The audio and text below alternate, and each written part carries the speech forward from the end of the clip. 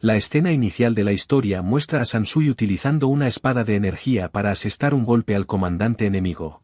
Los soldados miran a Sansui y exclaman con miedo, «Tú eres el señor de la espada sagrada». El origen de esta historia comienza un día normal en Japón, cuando Sansui, absorto en su teléfono, cruza la calle sin prestar atención a las señales de tráfico. Un camión golpea a Sansui. Él solo escucha los gritos de los transeúntes, su visión se oscurece gradualmente y su cuerpo deja de moverse. Al despertar, Sansui se sobresalta al ver la cara de un anciano de barba blanca. Recuerda haber sido golpeado por un camión. Sansui, atónito, mira al anciano y se sorprende aún más al ver debajo de él una ciudad entera. El anciano le pide a Sansui que deje de hacer ruido y luego le corrige diciendo que él es Dios. Sansui, confundido, responde que su abuela, en vida, le advirtió que nunca creyera en alguien que se autoproclame Dios. Dios recuerda a una anciana que lo llamaba «viejo maldito», con una voz muy agria. Sansui reconoce ese tono, solo podría ser el de su abuela, y pregunta con miedo si Dios lo ha castigado por dudar de su existencia. Dios niega la pregunta de Sansui y admite que fue él quien lo mató. Dios dice que el nombre de Shirokuro Sansui le parecía anticuado y nunca pensó que pertenecería a alguien tan joven. Creyendo que era de alguien mayor, no lo pensó dos veces antes de acabar con la vida de quien llevaba ese nombre. Al darse cuenta de su error, Dios se siente muy mal por ello. Sansui duda de las palabras de Dios, pensando que su expresión no coincide con lo que dice. Para compensar este terrible error, Dios pregunta a Sansui si desea ir a otro mundo, le ofrecerá algunos poderes para evitar que su final sea prematuro allí. Sin pensarlo mucho, Sansui, con los ojos brillantes, dice que quiere el poder para ser el más fuerte en ese mundo. Se puede ver su pasión por el poder, imaginando cómo todos se asombrarán ante sus habilidades. Dios escribe una carta y se la entrega a Sansui, instruyéndolo para que se la dé al primer hombre que encuentre en el nuevo mundo. Ese hombre se comprometió a entrenar a Sansui para convertirse en el más fuerte, tal como Sansui deseaba. Antes de que Sansui pudiera asimilar completamente las palabras de Dios, fue arrojado a un bosque. Caminó sin rumbo, llamando, pero sin obtener respuesta. De repente, desde una rama de árbol joven, apareció un hombre joven vestido con kinagashi. Este joven, después de echar un vistazo a Sansui, accedió a guiarlo al pueblo de los humanos. Recordando las palabras de Dios, Sansui, alarmado, entregó la carta al joven. Después de leerla, el joven, aunque renuente, asintió y aceptó a Sansui como su discípulo. Se presentó como Suiboku, perteneciente a la escuela Suiboku, y un sabio. Suiboku advirtió a Sansui que las lecciones que enseñaría serían extremadamente difíciles y que alguien sin aparente talento como Sansui tendría que entrenar durante unos 500 años. Sansui quedó completamente impactado, sin imaginar que el precio de convertirse en el más fuerte implicaría tanto tiempo. Así comenzó su entrenamiento oficial con Suiboku. El comienzo no fue tan fácil como Sansui había pensado, teniendo que correr a toda velocidad para seguir el ritmo de Suiboku. Llegando a una cabaña de madera, Suiboku le entregó a Sansui una espada de madera para empezar su entrenamiento. El régimen de entrenamiento para Sansui consistía en practicar el manejo de la espada desde el amanecer hasta el atardecer.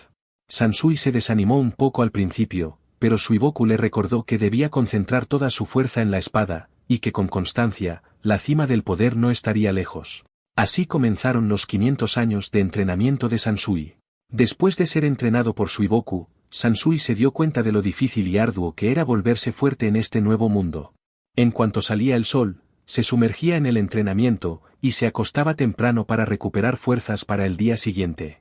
Así, desde la primera luz del día hasta el ocaso, Sansui dedicaba su mente por completo a la espada. Durante los primeros días, experimentó un hambre mortal, pero con el tiempo, el hambre desapareció y dejó de preocuparse por ella.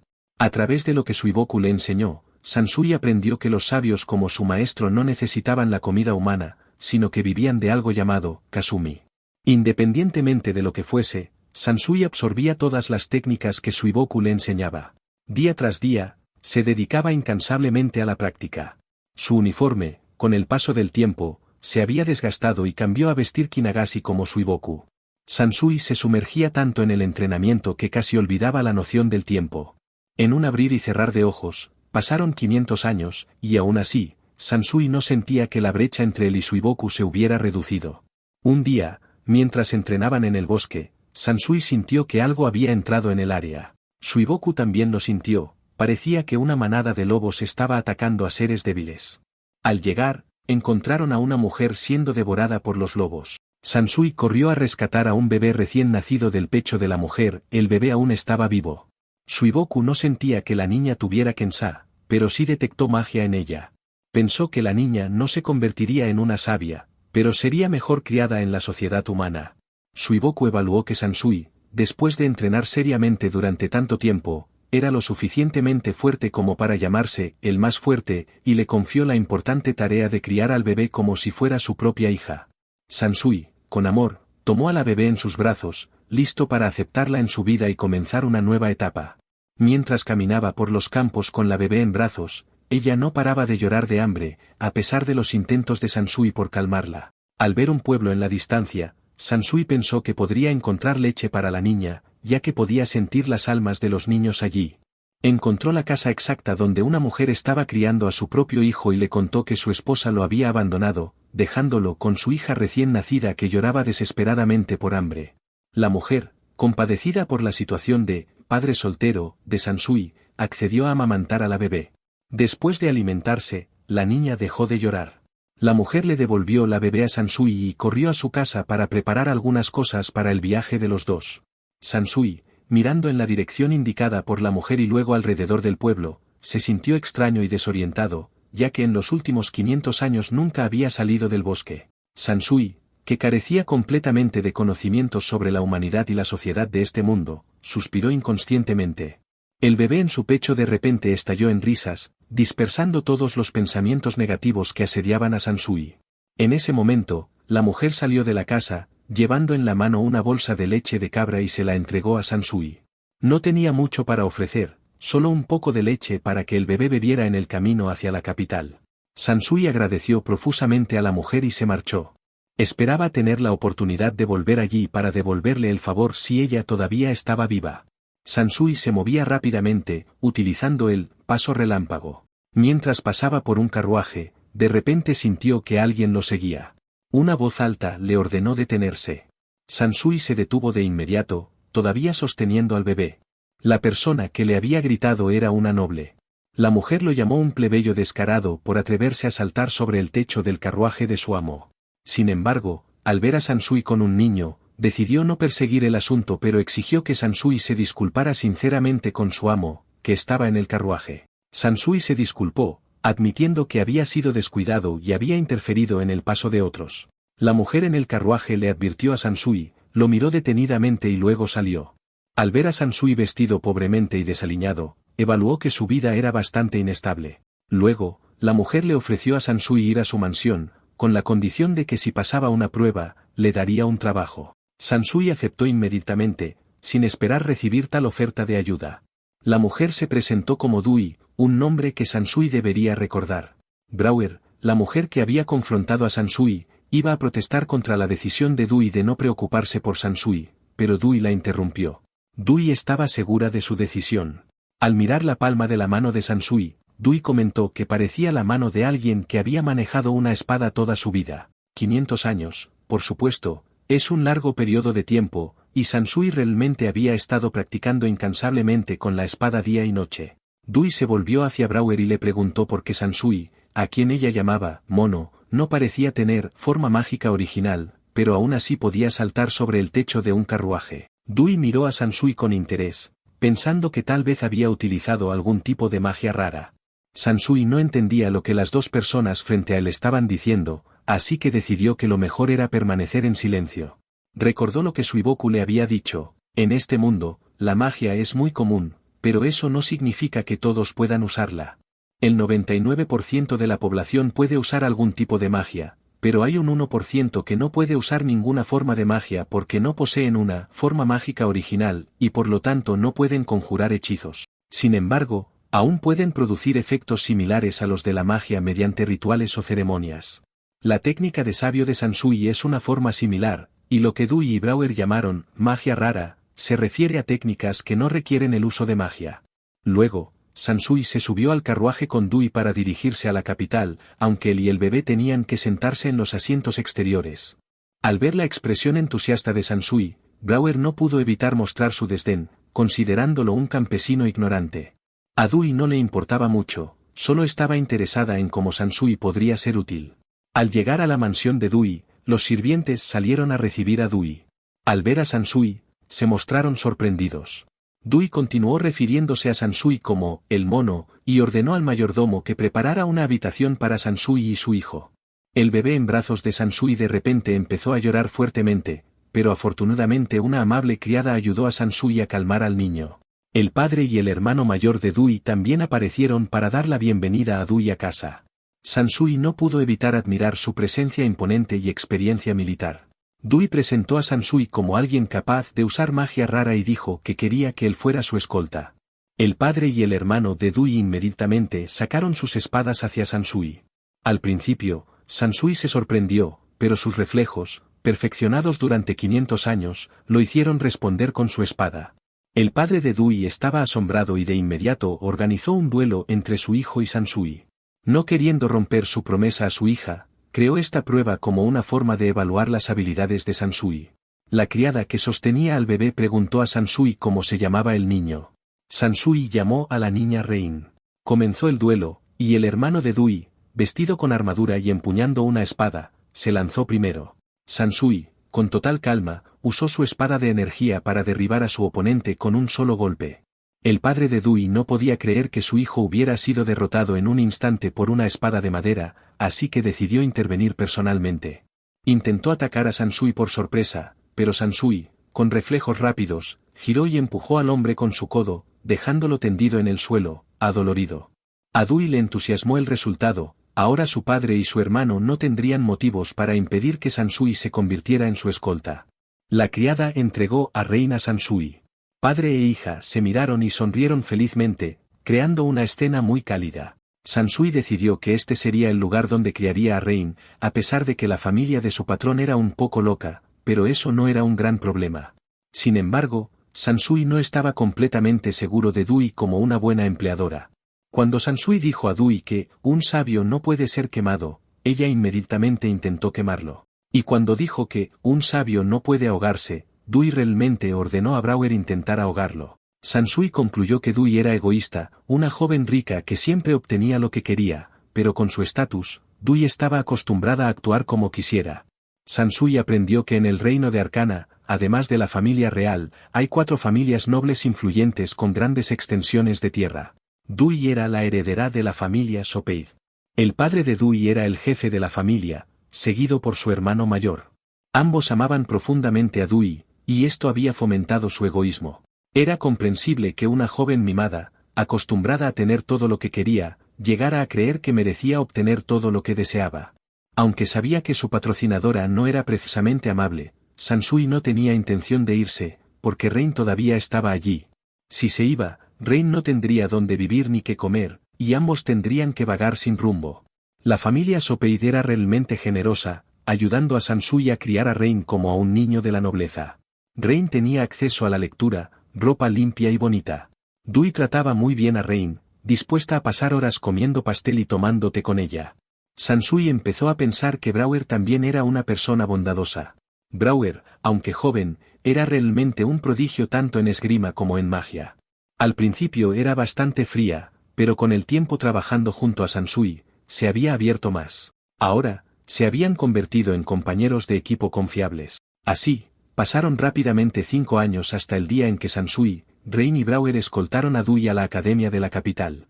En el camino, a pesar de las advertencias de Sansui sobre posibles ladrones escondidos en las montañas, Dui no estaba asustada, sino que encontraba la situación bastante emocionante. Dui había dejado su casa para ir a la academia simplemente porque se sentía muy desdichada en casa y estaba decidida a no dejar que su vida futura fuera aburrida. Rein preguntó a Dui si todos estarían a salvo. Dui, mirando a Rein, aseguró con confianza que todo estaría bien porque Sansui y Brauer eran muy fuertes.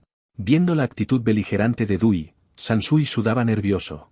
Pensaba que Rein debería mostrar preocupación en lugar de parecer cómodamente despreocupada. Sansui y Brauer podrían controlar la situación, pero si se encontraban con ladrones, sería un problema mayor. Brauer tampoco estaba entusiasmada con la idea, pero no quería ir en contra de su ama, así que suspiró resignada. El carruaje tomó un desvío para subir la montaña, donde los peligros acechaban. La noche cayó rápidamente, y apenas habían llegado a la carretera de la montaña cuando Rain, mirando por la ventana, se asustó y se acurrucó en los brazos de Sansui.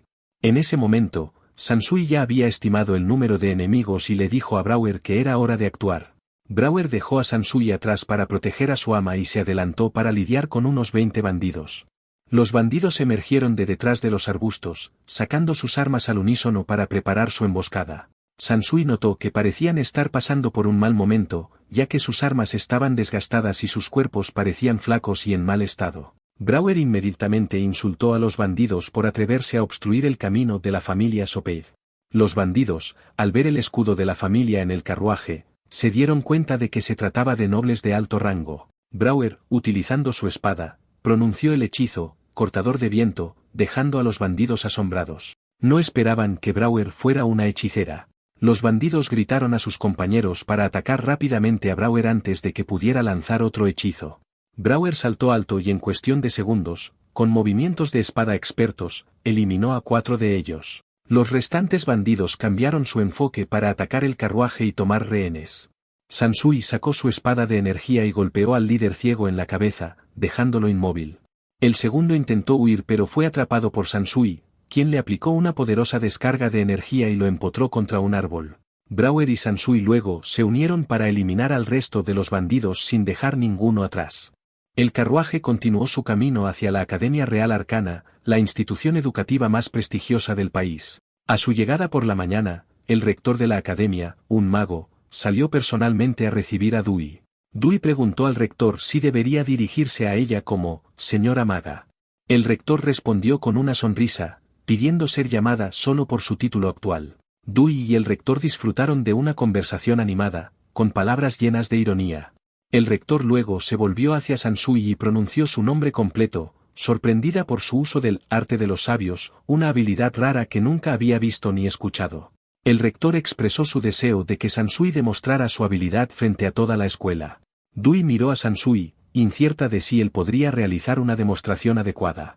Sansui estaba preocupado, ya que a pesar de haber practicado durante 500 años, solo había aprendido 4 habilidades: velocidad de la luz, que reducía el peso de su cuerpo y cualquier cosa que tocara, teletransportación, que le permitía moverse instantáneamente a una corta distancia, espada de energía, que convertía su energía en una hoja tan dura como el acero, y liberación de energía, que le permitía lanzar o paralizar cualquier cosa que tocara. Sansui se sintió frustrado por haber aprendido solo estas habilidades básicas en tanto tiempo. Pensó que Dewey estaba bien consciente de esta limitación y no permitiría que hiciera una demostración.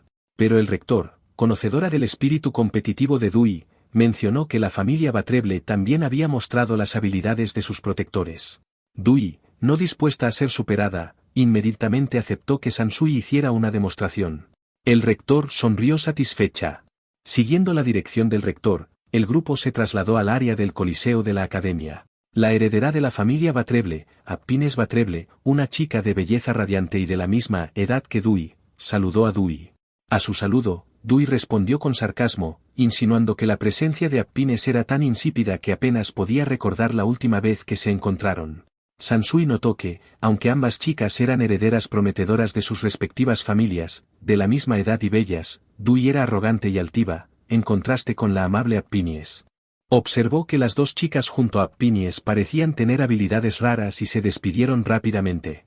El único que quedaba con Apines era un joven japonés, no solo con habilidades raras sino también con la capacidad de usar todos los poderes de un hechicero.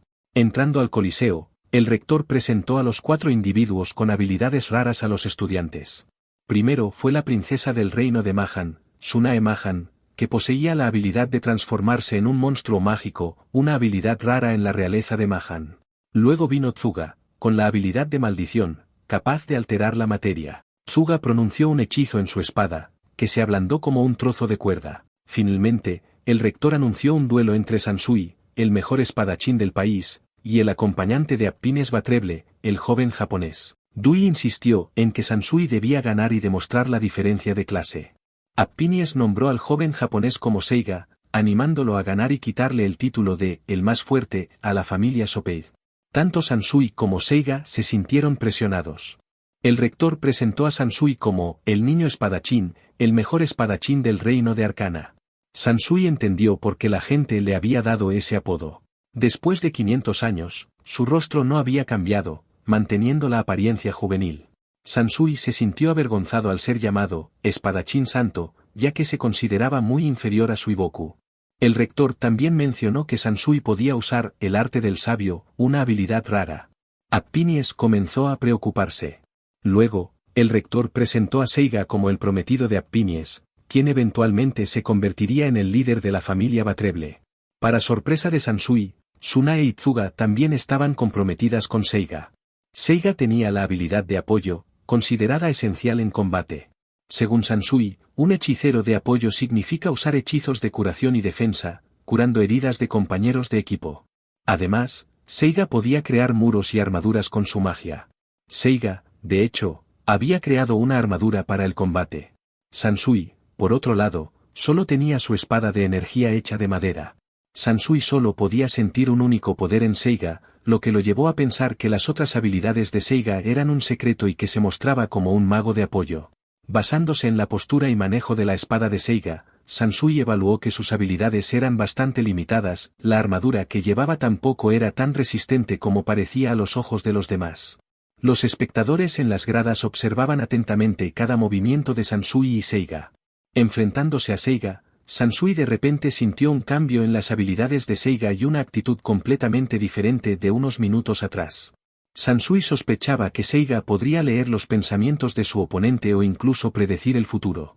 Sin perder tiempo, Sansui tomó la iniciativa, usando su habilidad de teletransportación, se acercó rápidamente a Seiga y atacó.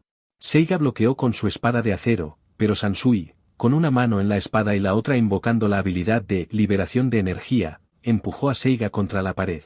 La armadura de Seiga se destrozó, y fue derrotado oficialmente por Sansui. Appimies, sentada en las gradas, quedó atónita. El rector anunció que la competencia había terminado. Rain se levantó inmediatamente de su asiento y corrió hacia Sansui. Seiga, que había sido noqueado por Sansui, fue llevado a la enfermería en una camilla. Después de recibir atención médica, Seiga recuperó la conciencia. Recordando el momento de su derrota, Seiga se sintió extremadamente humillado. Appimies estaba convencida de que Sansui había usado algún truco para herir a Seiga, y no quería que él sufriera más lesiones. Seiga realmente quería derrotar a Sansui, incluso si eso significaba revelar sus secretos y usar otras habilidades. En el mundo actual, a excepción de casos especiales, cada persona solo tiene una habilidad única. Las habilidades se determinan desde el nacimiento y nada puede cambiarlas. Aquellos que pertenecen a la clase de magos pueden usar los poderes de los elementos como fuego, agua, viento y tierra. Brouwer es un ejemplo, ya que había demostrado la habilidad del cortador de viento. Aquellos con sabiduría pueden controlar el espacio, la gravedad y la vida, conocido como el arte de los sabios. Sansui es un ejemplo de esto. Y aquellos con lealtad pueden transformar sus cuerpos en animales, como Tsunae, conocida como la habilidad de transformación. Tsuga es un ejemplo de personas cuya naturaleza es maldita, capaces de cambiar las propiedades de objetos con poderes malditos. Por último, los de naturaleza sagrada pueden crear armaduras, escudos y curar heridas, conocidos como magia sagrada. Cada habilidad se utiliza de manera diferente. Independientemente de sus poderes, a menos que sean talentos especiales, magos elementales o habilidades raras no se pueden usar sin enseñanza. Seiga, como Sansui, también viene de Japón y fue accidentalmente asesinado por Dios. Dios se disculpó con Seiga de la misma manera que con Sansui, otorgándoles poderes especiales y enviándolos al mismo mundo. Seiga no solo usa la magia sagrada para apoyar, sino que también puede usar todas las habilidades. Esta es la bendición que recibió de Dios, pero Seiga solo puede usar 4 habilidades diferentes: magia de fuego, magia sagrada, metamorfosis y una habilidad mística registrada por muchos magos, la capacidad de predecir el futuro, también conocida como adivinación. Con el tiempo, Seiga puede usar el arte del sabio, que es realmente una habilidad tramposa. Para evitar la atención de fuerzas malvadas, Seiga decide pretender que solo puede usar magia. Sin embargo, para usar todas las 4 habilidades, Seiga necesita muchos años de práctica dedicada. La escena cambia a un bosque, donde Sansui y Seiga tienen un pequeño enfrentamiento. A pesar de usar todos sus poderes, Seiga es rápidamente derrotado por Sansui. Anteriormente, confiado en su habilidad tramposa, Seiga desafió a Sansui después de perder en la arena. En el último duelo, Seiga usó armadura, magia y fortaleció su poder con la técnica de metamorfosis, pero su exceso de confianza resultó en una derrota humillante. Sansui, siguiendo el patrón de ataque de Seiga, ataca directamente al núcleo, rompe la armadura y lo derriba en un instante. Dui, impaciente, reprende a Sansui por olvidar entretenerla, lo que significa que Sansui ha fallado en su misión de escolta. Dui piensa que Sansui es más joven que ella. Sansui no dice nada, no quiere revelar el hecho de que ha vivido durante 500 años. Dui continúa con un asunto personal, preguntando si Sansui tiene un ideal de mujer. Sansui responde honestamente que durante su entrenamiento con su maestro, aprendió a superar sus propios deseos. Brower de repente se sonroja, su estado de ánimo cae más bajo que nunca al saber que el concepto de romance para Sansui es igual a 0. En ese momento, Seiga despierta, apretando los dientes y cerrando su puño con fuerza. El tiempo pasa rápido, ya ha pasado un mes desde que Dui empezó a asistir a la academia. Al principio, Sansui pensaba que Dui se aburriría rápidamente, pero sorprendentemente, ella presta mucha atención a las clases del director. La lección de hoy es sobre el fracaso en el desarrollo de la magia. Sansui piensa que esta lección será útil para Dui, pero ella responde riendo a carcajadas. Sansui también comienza a notar un cambio en su relación profesional con Brower. Sansui ha conocido a Brower desde que eran niños y ahora, a esta edad, no es sorprendente que Brower esté interesada en el romance.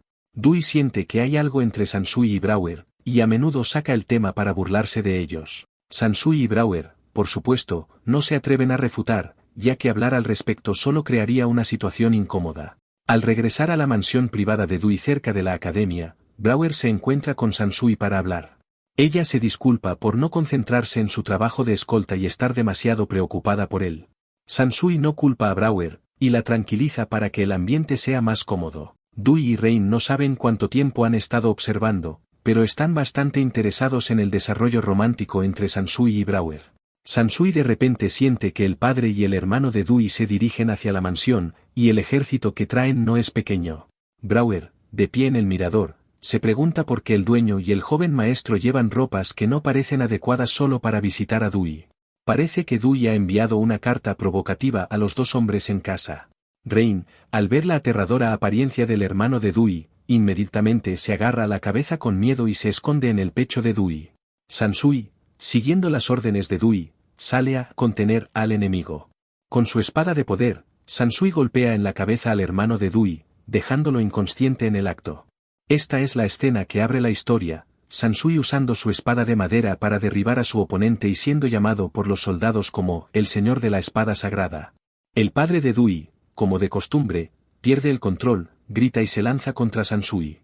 Una vez más, Sansui derriba al hombre ante la sorpresa de los soldados. Sansui ayuda al padre y al hermano de Dui a subir a un caballo y los entrega a los soldados, ya que solo pretendía dejarlos inconscientes temporalmente.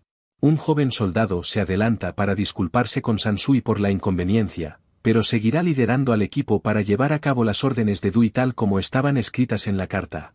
En otro carruaje, Seiga se siente muy tranquilo al tener en sus manos una espada sagrada Exaxe para usar en las próximas batallas. Resulta que el padre y el hermano de Dui trajeron un ejército para probar cómo Sansui reaccionaría ante situaciones de emergencia. Estaban poniendo a prueba si Sansui era digno de ser el escolta de su hija. Aunque a regañadientes, el padre de Dui finalmente admite que Sansui ha pasado la prueba inesperada. Sansui sabe que los dos solo están fingiendo, pero decide no exponerlos y escucha en silencio. De repente, el padre de Dui habla, arroja la carta sobre la mesa y exige una explicación sobre su contenido. En la carta, Dui escribió, Sansui y ella se casarán, Brower tendrá un hijo en su lugar. Brower se queda boquiabierta. El hermano de Dui sugiere que podrían asignar a Sansui un puesto más adecuado para casarse con la hija de una familia noble como Brower.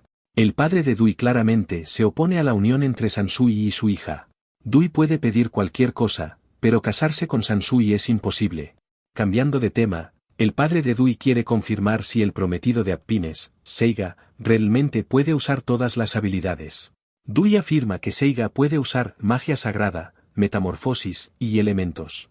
Seiga es realmente una amenaza. El hecho de que Seiga posea estas habilidades es precisamente la razón por la que la familia Batreble decidió adoptarlo.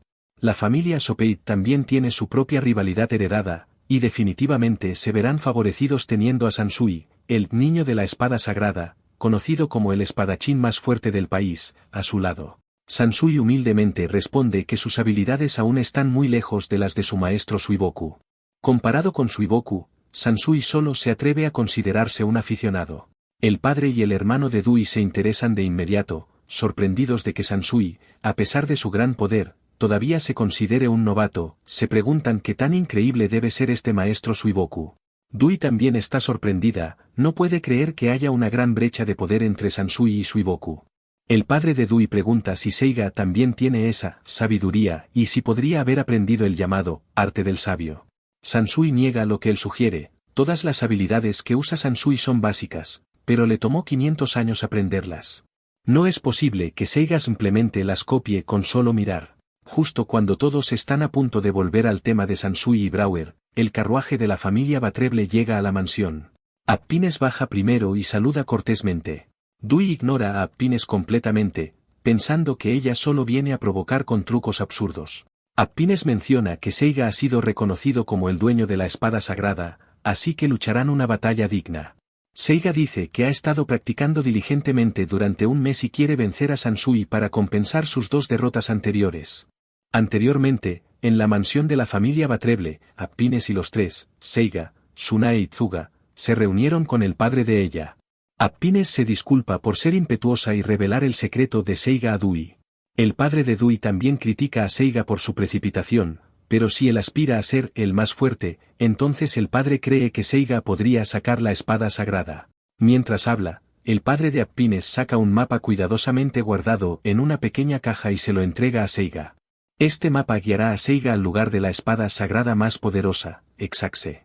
Las 3 chicas están sorprendidas al saber que la legendaria espada sagrada realmente existe en esta tierra. Respecto a Exaxe, se dice que esa espada existió desde los tiempos del antiguo reino de Arcana, usada por un espadachín con el poder de destruir un país entero. Seiga y las 3 chicas inmediatamente se embarcan en su búsqueda. El grupo tarda casi medio día en llegar a la cueva donde se encuentra la espada sagrada. Al ver la espada, Seiga se asombra ante su poder mágico. Exaxe, capaz de hablar, no creía que alguien viniera a buscarla por su poder. A pesar de la insistencia de Exaxe en ahuyentarlos, Seiga persiste en convencerla de que necesita vencer a alguien a toda costa. Seiga se proclama no como una persona común, sino como alguien bendecido por los dioses y poseedor de un poder invencible. Exaxe sigue queriendo que Seiga demuestre su determinación. Inmediatamente, Seiga utiliza su espada para partir en 2 una roca bloqueando la entrada de la cueva, mostrando a Exaxe cuánto desea poseerla. De vuelta a la escena del duelo, el hermano de Dui actúa como árbitro. En este momento, Exaxe ha cambiado de forma, de una espada a un joven parado junto a Seiga. Después de que suena la señal para comenzar la pelea, Exaxe se envuelve en llamas, Seiga crea una armadura alrededor de su cuerpo, toma fuego de Exaxe para formar una espada de fuego, y convoca magia de lobo para transformarse. En un instante, Seiga se convierte en un gran lobo con armadura y empuñando la espada de fuego.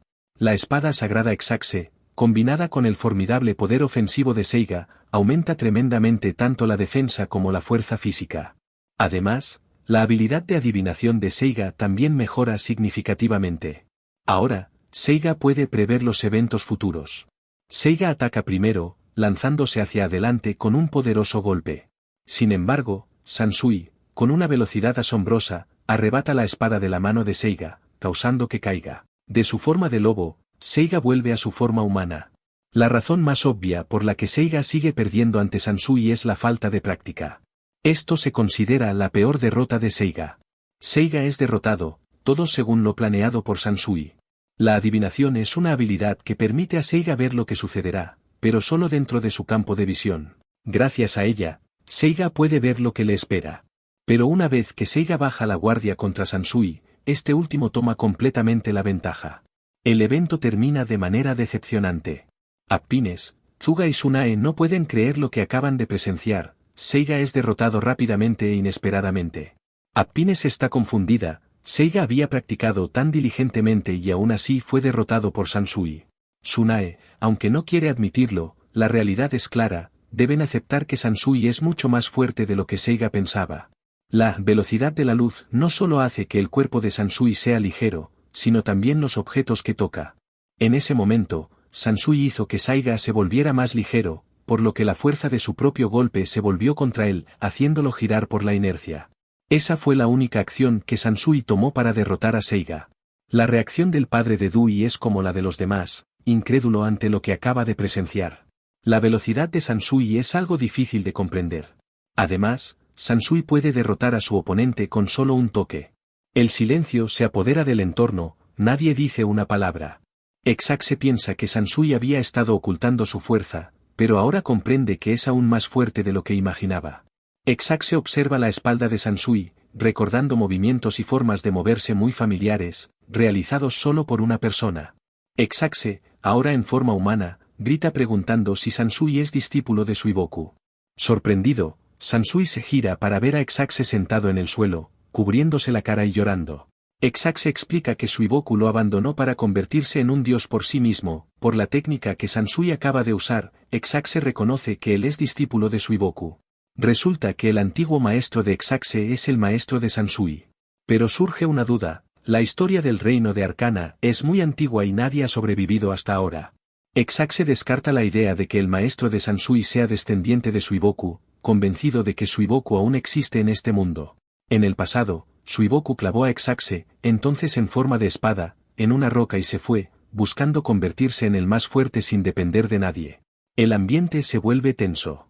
Sansui ahora comprende que Suiboku podría ser la persona a la que Exaxe se refiere. En el pasado, entrenando con Suiboku, Sansui nunca escuchó hablar de Exaxe. Dui pregunta cuántos años tiene realmente Sansui. Con cierta dificultad, Sansui responde que ha estado entrenando durante unos 500 años. Sansui y la familia Sopeid regresan a la mansión. La conversación que sigue es como un interrogatorio. Dui expresa que se siente traicionada, ya que durante todo el tiempo que Sansui estuvo con su familia, no sabían nada sobre información tan importante. El padre y el hermano de Dui saben que Sansui no pretendía engañarlos, pero aún así, es un shock difícil de aceptar. Finalmente, el señor Sopeid solo quiere que Sansui les diga la verdad, no necesitan pruebas, solo palabras honestas. Sansui coopera tranquilamente. La verdad es que nunca tuvo la intención de engañar a la familia Sopeid y no tenía motivo para ocultar nada. Sansui relata su historia desde el principio, cómo nació en otro mundo, cómo fue asesinado erróneamente por Dios, luego conoció a Suiboku y se convirtió en su discípulo. Durante los siguientes 500 años, Sansui practicó la esgrima y conoció a Rein. A los Dui les resulta difícil creer la historia de Sansui porque suena increíble. Sin embargo, al final, eligen confiar en Sansui, no por su relato, sino por la fuerza que ha demostrado a lo largo del tiempo. El señor Sopeid no puede evitar estar de acuerdo con el apodo que la gente le ha dado a Sansui, el niño de la espada sagrada. Dui encuentra ilógico que Sansui solo haya practicado esgrima durante tanto tiempo y solo haya aprendido 4 habilidades básicas. Sansui afirma que todo lo que ha contado es cierto y no hay ni una sola palabra de error. Ahora todos entienden por qué el sabio y el arte del sabio no son algo que una persona común pueda hacer. Rein pregunta por qué Sansui le puso su nombre actual. Contrariamente a lo que Rein esperaba, Sansui responde que simplemente se le ocurrió sin ninguna razón o significado profundo detrás. Rein se siente como si le hubieran echado un jarro de agua fría. Esa noche, en la mansión de la familia Batreble, también se lleva a cabo una conversación muy seria. El padre de Apines habla primero, señalando que no es sorprendente que Sansui sea tan fuerte después de haber entrenado sin descanso durante 500 años. Tsunae menciona que en el reino de Mahan hay leyendas sobre sabios que pueden levantar montañas enteras y controlar las nubes. Todos pensaron que era solo un cuento de hadas, pero Exaxe confirma que es completamente cierto. Exaxe cuenta que una vez Suiboku levantó una montaña gigante y la lanzó al cielo. Además, Suiboku podía controlar el clima a su antojo. Seiga se siente avergonzado por haberse jactado de su mes de entrenamiento ante alguien que había practicado durante 500 años. Apines se pregunta por qué Sansui decidió ser el escolta de Dui. El silencio vuelve a reinar en la habitación. Exaxe pregunta si Seiga quiere volver a luchar contra Sansui. Tsuga se emociona de inmediato, no queriendo que Seiga resulte herido nuevamente. Exaxe está de acuerdo con Tsuga, señalando que si Seiga quiere derrotar al discípulo de Suiboku, tendría que entrenar 10 veces más que Sansui. Días después de la pelea, Rein actúa como una anciana regañando a Sansui. De alguna manera, Rein ha descubierto que ella y Sansui no son parientes de sangre. Al enterarse del origen de su nombre, Rein, Se enfada mucho con la respuesta de Sansui. Aprovecha cualquier oportunidad para criticar a Sansui por haber sido tan indiferente al nombrarla. Sin poder refutar, Sansui se ve obligado a inclinarse y disculparse con su hija adoptiva. Hoy, Happiness y su grupo visitan nuevamente la mansión de Dewey. Tan pronto como Seiga ve a Sansui, inmediatamente inclina la cabeza y admite su derrota. Happiness mira a Seiga, incapaz de aceptar que haya decidido rendirse. Aunque Seiga puede sentirse insatisfecho en su interior, ni siquiera Happiness puede hacer nada al respecto. Dewey elogia a Seiga por parecer más maduro. Seiga no se defiende y admite que ha actuado imprudentemente, involucrando a todos en problemas. La razón de sus desafíos es su incapacidad para aceptar la derrota. Se compromete a utilizar sus habilidades solo para proteger a los demás de ahora en adelante. Sansui recuerda su reciente combate, donde Seiga intentó parecer imponente, pero al final, Sansui no tenía ni un rasguño. Sansui mira a Ex-Axe, sintiendo que la espada sagrada que Seiga encontró podría ser la que Suiboku usó en el pasado. Ex-Axe entonces expresa su curiosidad, quiere saber por qué el discípulo de Suiboku, es decir, Sansui, está trabajando para una persona común. Dewey muestra interés en Suiboku, un ser con un poder inigualable. Según Ex-Axe, Suiboku era ambicioso y arrogante. Muchos reinos fueron destruidos intentando enfrentarse a la ira de Suiboku. La gente lo comparaba con un volcán en erupción. Ex-Axe añade que, en el pasado, Suiboku convirtió un bosque entero en un páramo mientras entrenaba. Rain se emociona y admira el hecho de que Sansui sea discípulo de alguien tan poderoso. Sansui reflexiona sobre las locuras de Suiboku, pero viendo la fascinación de Rain, elige guardar silencio. Todos en la habitación escuchan embelesados las historias de Ex-Axe, sin saber que una figura misteriosa está escuchando en secreto. Sansui se pregunta qué estará haciendo Suiboku en ese momento. El área donde vive Suiboku es invadida por dos ladrones de tumbas que planean matarlo. Como si leyera sus mentes, Suiboku cuenta la historia de un lugar que buscaban, donde, hace 5 años, una mujer con cabello plateado fue atacada por lobos mientras sostenía a un bebé. Los dos hombres preguntan qué pasó con el bebé, y Suiboku revela que su discípulo se ha encargado del niño en el mundo humano. Los dos hombres murmuran algo entre ellos y se van. Suiboku se pregunta qué habrá estado haciendo su discípulo todo este tiempo.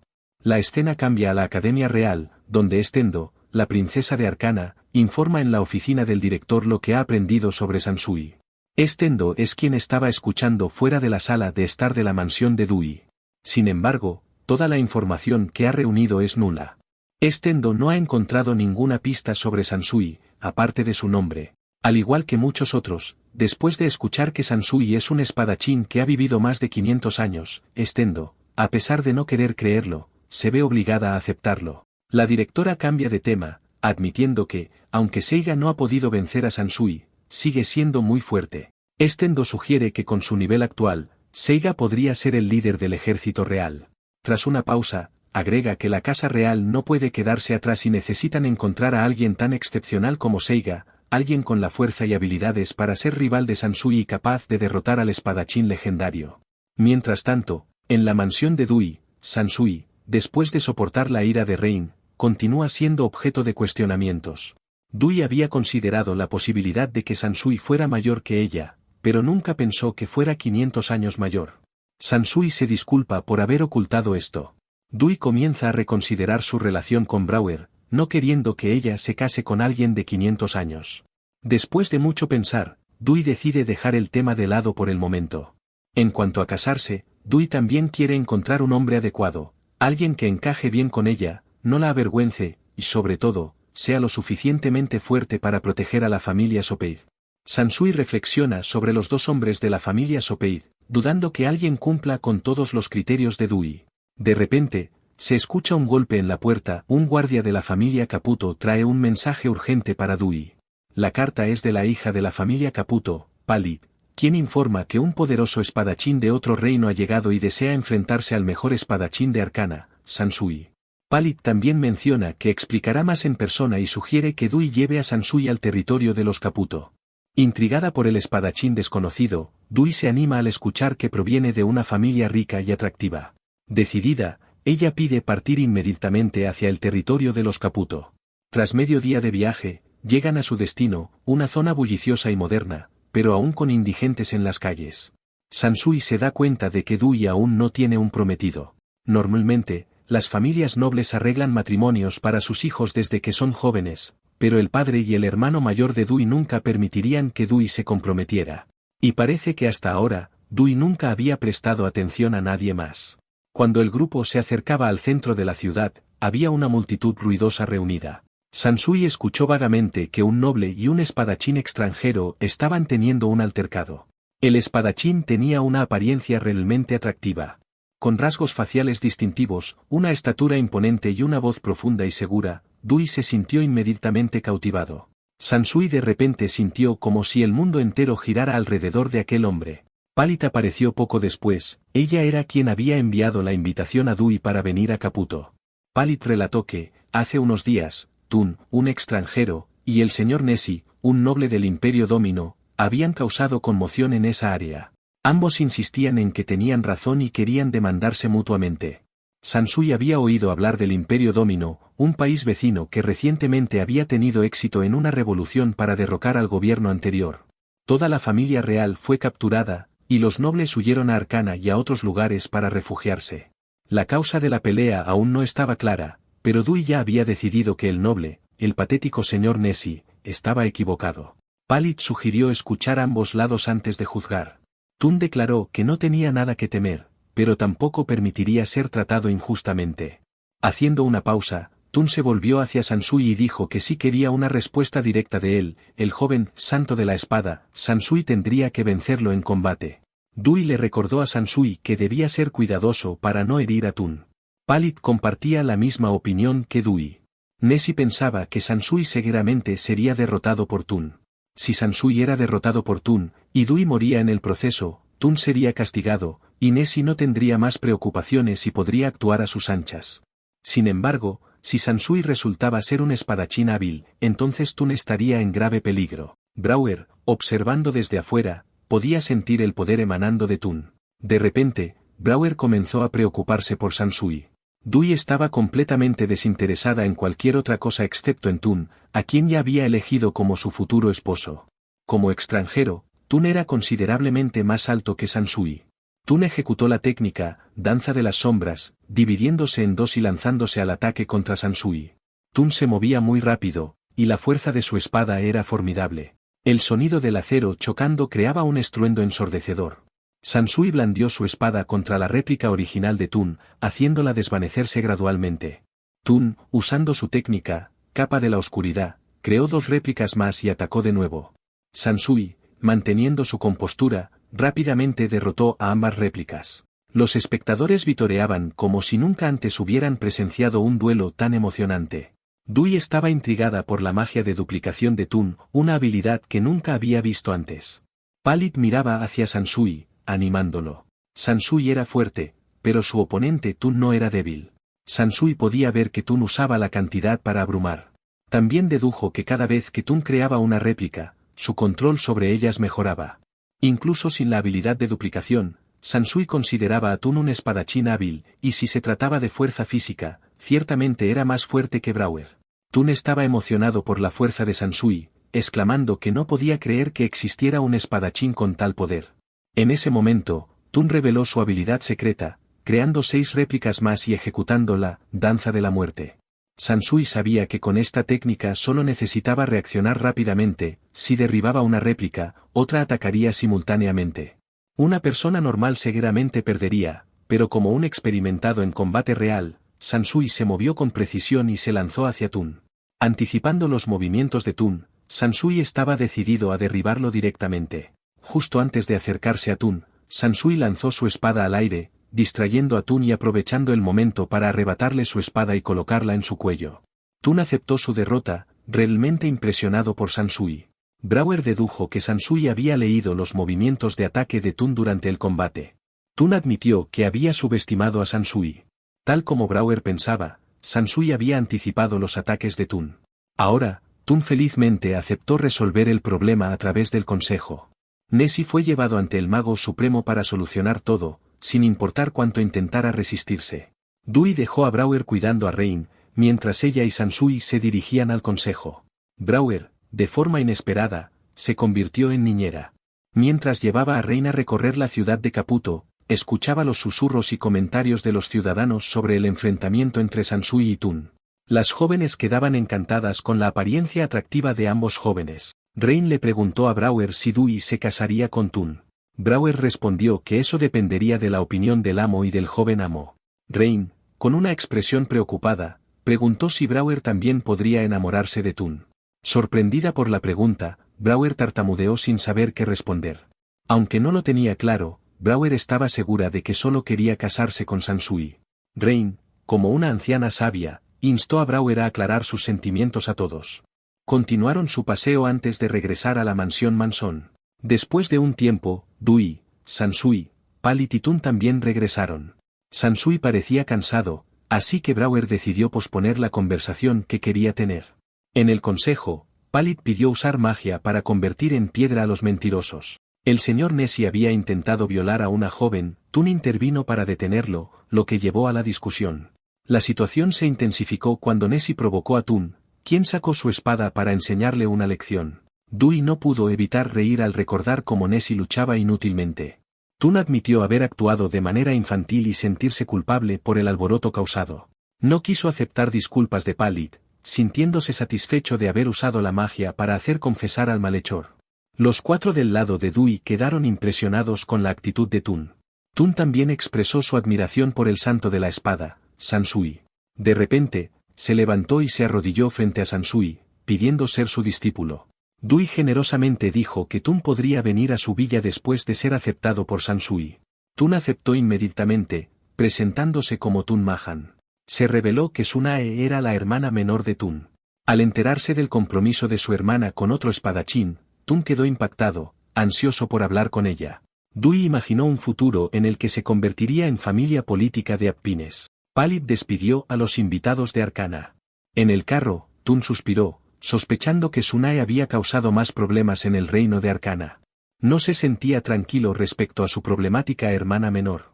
Dui comentó que, si se trataba de problemas, Seiga, el prometido de Sunae, era 10.000 veces más problemático. Sansui y Brower asintieron sin comentar. Tun expresó su sorpresa al descubrir que Sansui era un sabio. En el país de Mahan, una leyenda antigua sobre los sabios hizo que Tun comprendiera que Sansui era uno de ellos. Tun no podía expresar suficientemente su alegría y honor por ser guiado por Sansui, quien había entrenado arduamente durante 500 años. Sansui pensó que ya no podía rechazar la solicitud de Tun de ser su discípulo y se sentiría culpable si no aceptaba. Sin embargo, Sansui quería que todos conocieran a Suiboku para pedir permiso a su maestro primero. Dui se preguntó por qué Sansui no iba solo. Sansui explicó que anteriormente, Suiboku le había pedido no regresar al bosque hasta que Rain creciera. Dui accedió a visitar a Suiboku, de paso, pasar por la casa de Appines para preguntar si Exaxe podría guiarlos. Tun sentía que estaba causando problemas a todos. Dui, que era amable con los hombres guapos como Tun, dijo sonriendo que también estaba interesada en conocer al maestro de Sansui. De repente, Brower se levantó y le pidió a Dui que reconsiderara la cancelación de su compromiso con Sansui. Dui quería confirmar lo que Brower acababa de decir, se volvió hacia Sansui y le dijo que debía informar a Suiboku sobre su matrimonio. Sansui se sintió un poco incómodo, queriendo discutir el asunto después de regresar a la mansión. Media hora más tarde, en la mansión, Tun se disculpó con todos por los problemas causados por su hermana.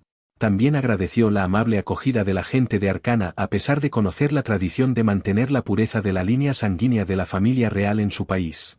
Sunae fue directamente reprendida por Tun, sin esperar que su hermano la encontrara allí. Dui cambió el tema y quiso consultar con Seiga para pedir prestada la espada Exaxe para guiarlos al lugar de Suiboku. La familia Appines se sorprendió al enterarse de que Sansui todavía no dominaba su técnica a pesar de haber practicado durante 500 años. Exaxe, transformándose de una espada a una figura humana en un instante, accedió a guiarlos al lugar de Suiboku. Excepto el padre de Appines, todos estaban emocionados por conocer a Suiboku, insistiendo en acompañar a Dui. Se decidió que partirían a la mañana siguiente. Sansui y Brower se sentían extremadamente confundidos sobre cómo abordar el tema del matrimonio. Tras volver a la mansión de Dui, Brower y Sansui intentaron conversar, pero parecía que no llegaban a ninguna parte.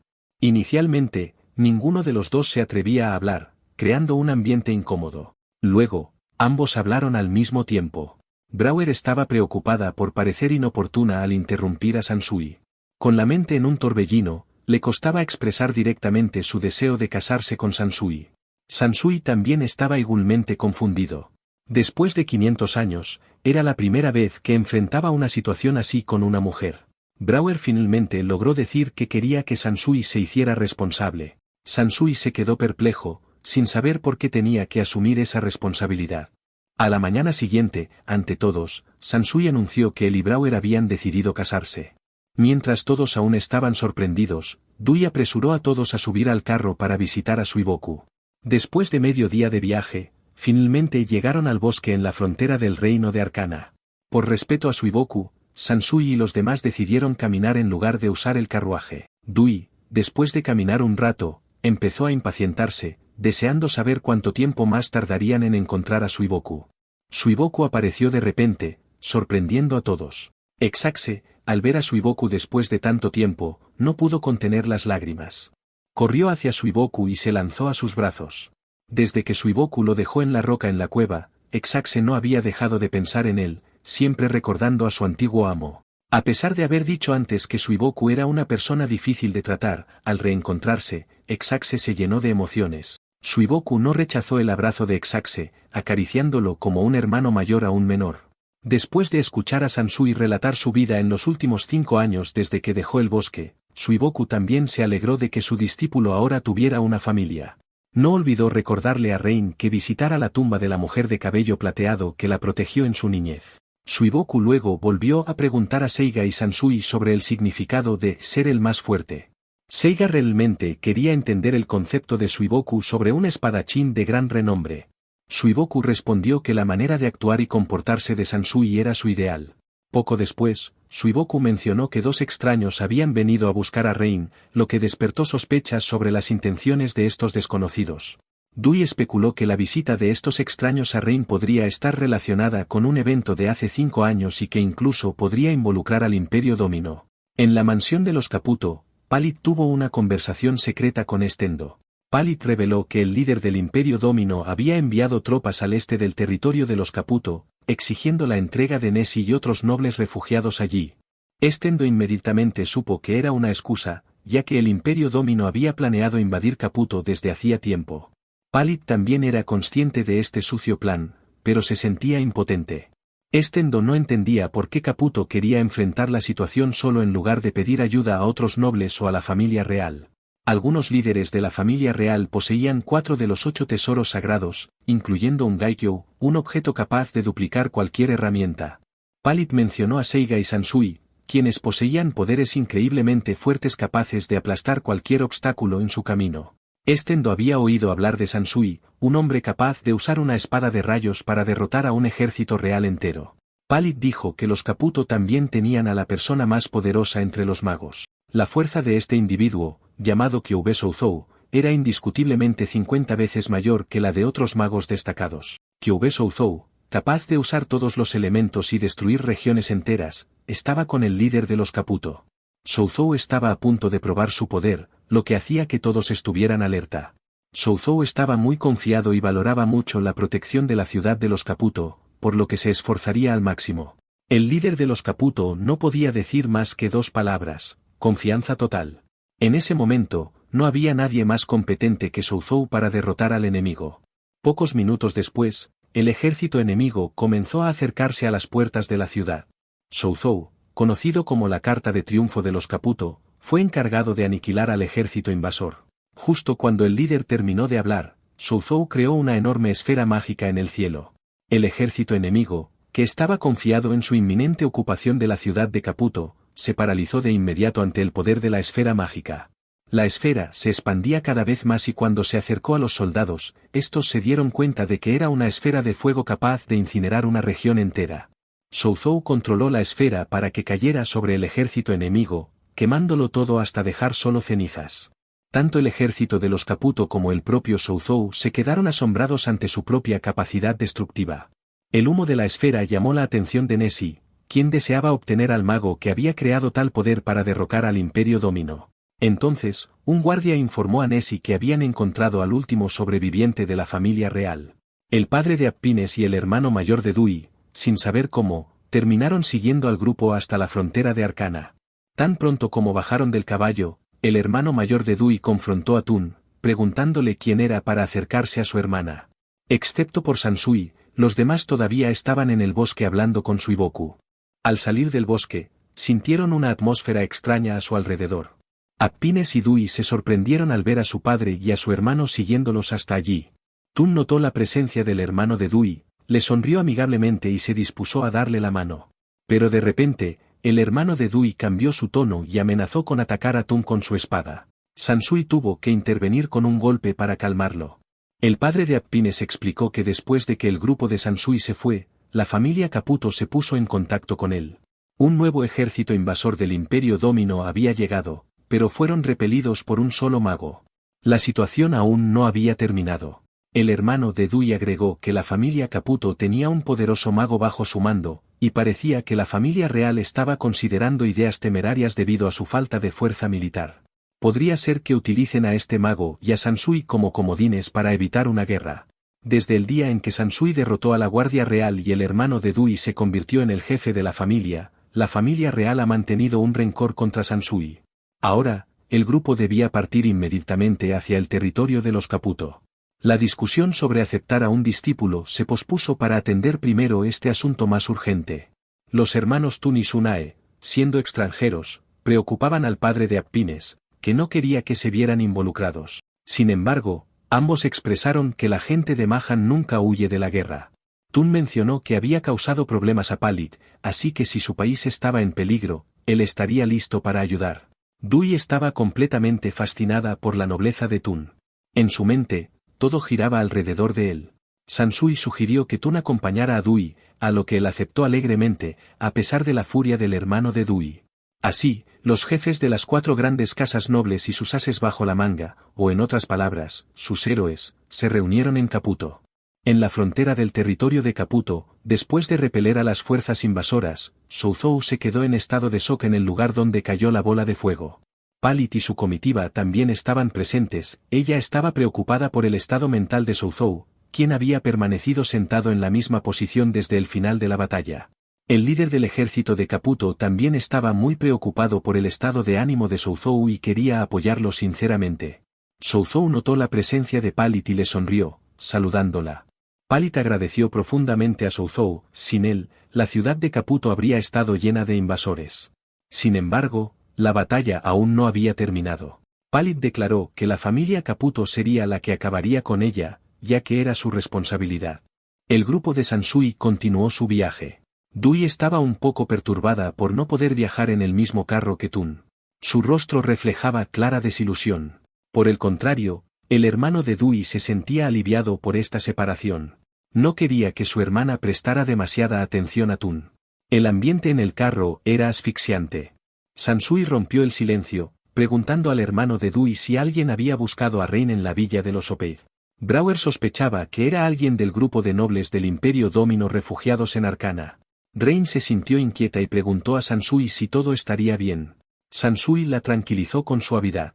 El hermano de Dui también habló, afirmando que como cabeza de la familia Sopeid y gobernante de su territorio, su deber era proteger a todos, incluso si eso significaba sacrificar su propia vida por la seguridad de su familia y su pueblo. Fue la primera vez en toda la historia que el hermano de Dui dijo algo tan noble. Rain estaba realmente conmovida y admiraba la impresionante actitud del jefe de la familia. Dui también afirmó que no permitiría que nadie tocase a Rain, ni siquiera un cabello. Brower y Sansui no dieron su opinión, ya que sabían que Dui, aparte de hablar, no hacía mucho. En el otro carruaje, Seiga preguntó a Tun si realmente estaba considerando casarse con Dui. Tun era consciente de que la actitud agresiva del hermano de Dui era un poco preocupante. Entendió que era una reacción normal de un hermano que quería proteger a su hermana. El padre de Apines quería que todos se centraran más en la guerra inminente que en sus problemas personales. Seiga pensaba que era un poco ilógico que el reino de Arcana quisiera responder a la agresión de la nueva Domino. El padre de Apines opinó que sería muy estúpido si descuidaran los intereses nacionales solo para fortalecer la familia real de Arcana. El objetivo de Batreble era claro, quería contener la guerra a toda costa. El reino de Arcana había sido fundado hace 300 años. Aparte de personas de vida muy larga como Suiboku y Sansui, para los demás, Arcana había existido durante mucho tiempo.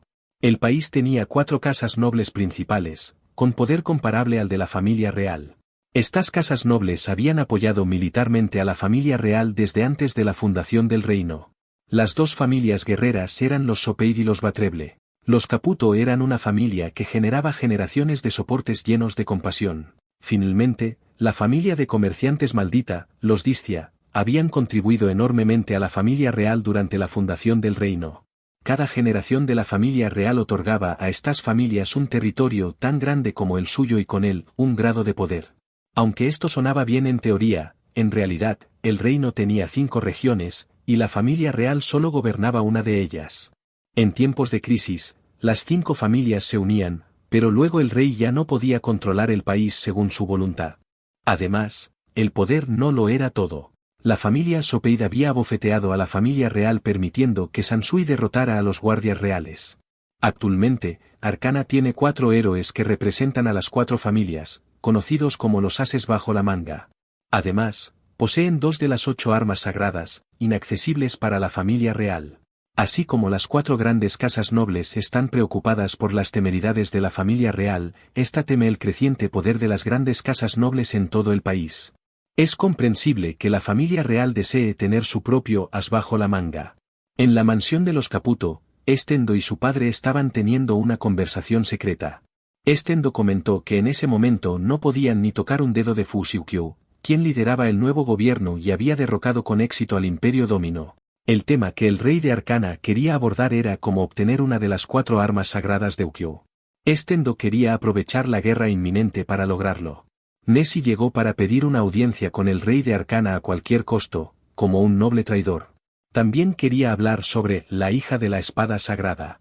Después de ser admitido ante el rey, Nessie relató que, 6 años atrás, después de la muerte del gran emperador del Imperio Domino, una nodriza había huido con un niño de sangre real. Los soldados de Nessie habían estado buscando al niño durante años y habían encontrado la tumba de la nodriza. También se encontraron con Suiboku y supieron que uno de sus discípulos estaba criando al niño. Todo indicaba que Rein era la hija del ex emperador. El plan de Nessie era utilizar a Rein y el poder de los magos de Caputo para destruir a los rebeldes y revivir el Imperio Domino. El rey decidió convocar una reunión con las 4 grandes casas nobles, a la que Nessie también debería asistir. En resumen, la casa Sopeid tenía a Sansui como su as bajo la manga, la casa Batreble a Seiga, la casa Caputo a Souzou, y la casa Distia tenía a otra persona, aunque su identidad no estaba clara. Las 4 grandes casas nobles y sus ases bajo la manga decidieron reunirse para charlar antes de encontrarse con el rey de Arcana. Sansui tenía un presentimiento de que los ases bajo la manga de Caputo y Distia también podrían ser japoneses. En la mansión de los Caputo, la reunión estaba muy concurrida. Souzou estaba más emocionado que nunca, corrió a darle la mano a Seiga y luego expresó su admiración a Sansui. Souzou dijo que estaba triste por no haber conocido a Sansui la última vez que estuvo en Caputo, y mientras hablaba, seguía estrechando la mano de Sansui. Dui pensó que el chico parecía hiperactivo. Palit presentó a Souzou como el as bajo la manga de su casa.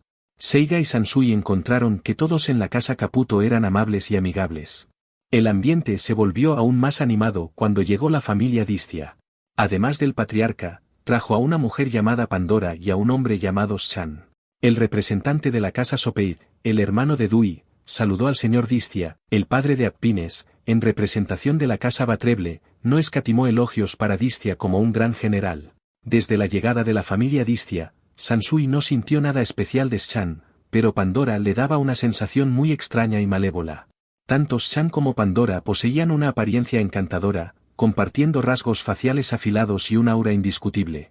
Exaxe, originalmente en forma de espada detrás de Seiga, de repente se transformó en su forma humana.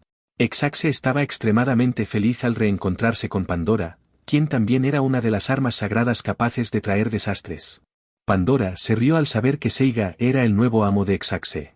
No se detuvo ahí, sino que también frotó sal en la herida de Exaxe al preguntar si había sido abandonado por su antiguo amo, Suiboku. Exaxe estaba tan furioso que sus mejillas se enrojecieron y apretó los puños, deseando poder coserle la boca a Pandora en ese mismo momento. Después de reírse, Pandora se volvió hacia Sansui y le preguntó con arrogancia si era discípulo del monstruoso amo de Exaxe. Pandora, siendo más alta, tuvo que inclinarse para hablar con Sansui. De repente, cambió de actitud, lamentando que Sansui fuera una pesadilla, diciendo que ya era suficiente tener a alguien como Suiboku y no quería ver surgir a otro similar. San parecía más tranquilo que Pandora, sintiendo que su compañera estaba haciendo el ridículo. En ese momento, Akril, la futura jefa de la familia Distia, hizo una entrada completamente desnuda, dejando a todos sin palabras ante su futura líder. El rey y las 4 grandes casas nobles se reunieron para discutir cómo enfrentar al nuevo gobierno de Domino. El rey comenzó alabando a la familia Caputo por su brillante lucha. Incluso cuando el ejército enemigo estaba equipado con armas y armaduras hechas de armas sagradas, los Caputo no temieron enfrentarlos. El líder de la región Caputo humildemente dijo que solo estaban cumpliendo con su deber. Luego, expresó su opinión y la del gobierno de Caputo, argumentando que, aunque la guerra fue provocada por el nuevo gobierno de Domino, como nación más grande, deberían buscar la paz. Específicamente, los Caputo querían perdonar al país que había invadido Arcana. El líder de los Caputo, siendo muy humanitario, señaló que la mayoría de las fuerzas enemigas habían sido derrotadas, por lo que el número de soldados restantes no era significativo. Batreble opinó que, como la familia Caputo había sido amenazada y ellos mismos habían repelido la invasión, se debía respetar la opinión de los Caputo. Aunque el ejército invasor había sido completamente derrotado y el honor nacional no había sufrido daños graves, había una cuestión que preocupaba al rey. Llamó a Nessie a la sala de reuniones. Tanto Batreble como el hermano de Dewey se mostraron confundidos por la presencia de un noble de Domino en la reunión. Nessie afirmó que tenía información impactante obtenida en su propia investigación, relacionada con el espadachín sagrado Sansui y la niña Rain. Aseguró que Rain era la princesa de la familia real del Imperio Domino. Continuó diciendo que con el poder del hechicero de la casa Caputo sería fácil eliminar a los rebeldes que se autoproclamaban como el nuevo gobierno de Domino y luego instalar a Rain como reina para reconstruir el imperio. El jefe de la casa Sopeid, el hermano de Dewey, se rió de la idea. Despreció a Nessie, quien estaba demasiado confiado, y tachó sus palabras de absurdas. Distia opinó que el rey estaba confiando demasiado en la historia de un noble fraudulento como Nessie. A continuación, Nessie expresó abiertamente que usar recursos y personal de Arcana para ayudar a otro país era una traición a su propia gente. El rey no tenía esa intención, mencionó que el nuevo líder de Domino, Fu Xiuqiu, había encarcelado a la antigua familia real y poseía una de las 8 armas sagradas, la daga da Sinslave, que tiene la extraña habilidad de rastrear a personas relacionadas por sangre con quien toca. Si Rain es realmente descendiente del antiguo emperador de Domino, Uqiu no la dejaría en paz. El rey estaba a punto de tomar una decisión oficial, establecer relaciones con el nuevo gobierno de Domino para evitar futuros problemas. Nessie intentó decir algo más, pero el rey lo despidió. Frustrado, se retiró resentido. Las armas sagradas en manos de Uqiu incluían, un Gaikyu, capaz de duplicar cualquier cosa hecha por humanos, Beira, que otorga al portador el poder de controlar el clima, Exilir, que puede cambiar el destino para proteger a su dueño de la muerte, y da Sinslave, con la capacidad mencionada. Ahora, las 4 grandes casas nobles y la familia real de Arcana debían trabajar juntas para proteger los intereses nacionales. Mientras el rey y los jefes de las casas discutían cómo enfrentar al nuevo gobierno de Domino, Sansui y los demás disfrutaban del café y charlaban frente a la casa de Souzou. Tsuga estaba confundido sobre por qué tanto Palit como Souzou estaban malditos. Souzou explicó que su magia se activaba por sí sola, y había causado explosiones en su casa en numerosas ocasiones. En resumen, la magia de Souzou se activaba inconscientemente y podía destruir edificios. Para prevenir explosiones accidentales, Palit y la familia Caputo habían impuesto una maldición sobre Souzou. Palit y Caputo, como protectores de Souzou, aseguraron que él no pudiera usar su magia sin permiso. Souzou también estaba libre de las limitaciones de su propio talento. La razón por la que decidió vivir en las afueras de Caputo era su miedo a vivir en áreas densamente pobladas por si causaba explosiones peligrosas. Aunque era una situación inestable, Souzou no se sentía particularmente molesto por ello. Por otro lado, Dewey y Appines estaban en una constante competencia. Dewey sentía que tenía ventaja sobre Appines ya que Seiga, el futuro líder de Batreble, estaba aprendiendo de su guardián, Sansui. Appines no se quedaba atrás, convencida de que un día Seiga superaría a Sansui. Sansui notó que Rain siempre estaba en silencio. Sabía que su hija estaba inquieta, pero trataba de actuar como si no pasara nada. Sansui luego comenzó una clase para enseñar directamente a Tun y Seiga. La primera lección era sobre esgrima, que Sansui había aprendido de Suiboku. Pandora miraba fijamente a Sansui, lanzando comentarios sarcásticos muy desagradables. Mantenía esa actitud porque odiaba a Suiboku, ya que era tan perfecto que no tenía debilidades. Un hombre completamente invencible e inmortal. Akril, hermosa pero aparentemente no muy sensata, no le importaba lo grosero que fueras Chan, aún lo encontraba impresionante. Volviendo a la lección de Sansui, Seiga se dio cuenta de que no tenía habilidades reales. Sansui también señaló honestamente que muchas de las habilidades de Seiga no eran realmente necesarias. Dui, sentada afuera, añadió algunas palabras que hicieron que Seiga se sintiera sin futuro. Nessie llegó a la casa de Souzou para encontrarse con Sansui. En una villa en el territorio del nuevo reino de Domino, Ukyou tomó una decisión histórica, lucharía hasta el final hasta que el emperador se extinguiera. Nessie observó a su alrededor, encontrando interesante que todas las personas presentes fueran de un estatus especial. El astuto y maquinador Nessie, aunque resentido por haber sido abandonado por el rey y los líderes de las casas, pensó que todavía podía aprovecharse de estos jóvenes. Calculó que con un poco de persuasión podía manipularlos fácilmente, como quitarle un dulce a un niño. Sansui interrumpió sus pensamientos. Nessie fue directo al grano, anunciando que Rain podría convertirse en la próxima reina. Sansui inmediatamente afirmó que Rain era parte de la familia Sopeid. Nessie continuó tratando de convencer a Sansui de que permitir que Rain se convirtiera en reina sería un buen futuro para ella. Dui retorció las palabras de Nessie, sugiriendo que estaba insinuando que si Rain se quedaba en la casa Sopeid, no tendría un buen futuro. Nessie se contuvo, sabiendo que confrontar a Dui en ese momento no le sería beneficioso. Después de una pausa, Nessie argumentó que no había nada mejor que ser reina. Además, a diferencia del sistema parlamentario del reino de Arcana, Domino solo tenía un monarca. Como reina, Rain tendría el imperio a su disposición. Souzou preguntó por qué el país de Nessie había colapsado, dejándolo sin palabras. Pálid despreció abiertamente a Nessie, llamándolo un codicioso estúpido, y sintió lástima por la gente que sufría las consecuencias de su gobierno corrupto. Nessie intentó salvar la situación hablando de los llamados intereses nacionales para engañar al grupo de Sansui. Afirmó que ellos llevarían la responsabilidad del futuro de Arcana. Akril se burló de Nessie, diciendo que la familia Distia le proporcionaría todo su ejército si él podía pagarles. Nessie estaba a punto de estallar. Shan ignoró todas las palabras de Nessie, amenazando con empacarlo y deshacerse de él. Furioso, Nessie se fue, negándose a soportar la humillación ante unos niños. En su mente, planeaba su venganza. Según Akril, Arcana definitivamente había decidido deshacerse de personas como él, lo que sucediera después dependía de las decisiones de Ukyou. Hasta ahora, toda la información sobre Ukyou era un misterio, nadie sabía qué tan poderoso era ni si planeaba matar a Rain. En la ciudad capital de Domino, la gente murmuraba sobre los rumores de la derrota de Domino a manos de los Caputo. El aire de ansiedad envolvía la ciudad, haciendo que todos temieran por su seguridad en este lugar. Simultáneamente, el líder del país, Ukyou, convocó a los de más alto rango en el palacio para una reunión. Antes de abordar el tema principal, Ukyou exigió al comandante del ejército explicar por qué la batalla contra Caputo fue un fracaso desastroso. Temblando como una hoja, el comandante confesó honestamente que se enfrentaron a una bruja capaz de matar a decenas de miles de personas en un abrir y cerrar de ojos, por lo que fue imposible repelerla.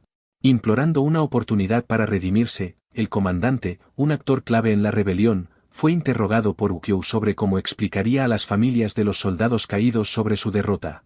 Incapaz de anticipar una pregunta tan difícil de Ukyou, el comandante se quedó sin palabras. Ukyou exigió que asumiera la responsabilidad por su fracaso. La sentencia de Ukyou fue clara, el comandante tendría que enfrentarse directamente a las familias de los soldados caídos y su destino sería decidido por ellos. A pesar de sus súplicas, Ukyou ordenó que fuera encarcelado, lo que provocó el terror en los demás líderes presentes. Ukyou pasó directamente al asunto principal, preguntando por qué Domino solo perdió una batalla y tuvo que pedir la paz con Arcana. No queriendo saludar a Arcana de una manera cortés, Ukyou instruyó a los líderes a elaborar un plan claro hasta su regreso. Ukyou estaría ausente por un tiempo y advirtió a sus subordinados que cualquier acto sospechoso sería castigado con la muerte. Los líderes restantes debían asegurar la victoria o enfrentar la muerte.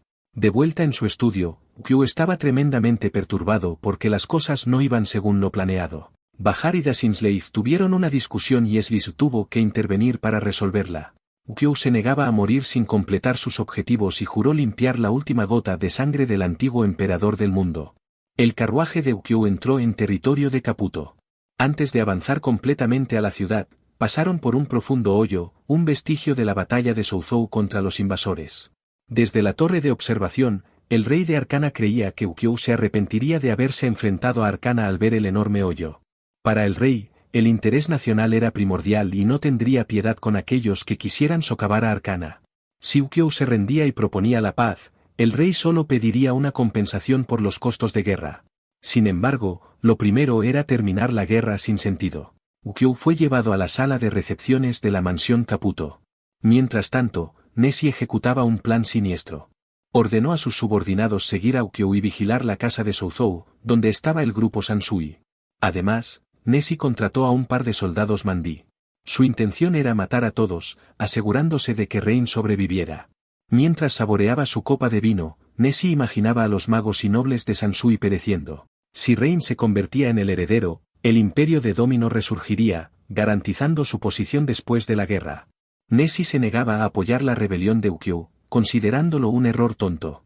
Estaba seguro de que el rey y los líderes de las 4 familias se arrepentirían de no haber aceptado su propuesta.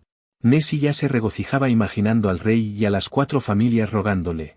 De repente, recordó preguntar a su subordinado con quién estaban los herederos de las 4 familias. La respuesta fue que estaban con Sansui y el dueño de Pandora. Esto fue un contratiempo inesperado para Nessie. Tras pensar un momento, declaró que si el dueño de Pandora moría, arrastraría a cientos a la tumba. Nessie seguía viendo a Sansui solo como un niño, a pesar de ser nombrado caballero de la espada. También investigó que Souzhou no podría usar hechizos de escape, lo que le daba una desventaja en su poder. Nessie planeó otro escenario, prediciendo que la guerra no terminaría hasta que la rebelión de Uqiu fuera aplastada. En la sala de recepciones de la mansión Caputo, los soldados de Nessie, escondidos en el exterior, irrumpieron para capturar a Uqiu. Sin embargo, subestimaron a Uqiu, quien los derrotó. Uqiu utilizó una arma divina para replicar y derrotar a sus asesinos. Un Gaikyo, capaz de replicar cualquier cosa, fue utilizada por Uqiu para crear docenas de urnas y enterrar a los asesinos. Los artefactos divinos de Uqiu, ahora en forma material, discutían entre ellos. Bahar pensaba que Arcana había enviado los asesinos, mientras Dasinslave sospechaba de la gente de Domino.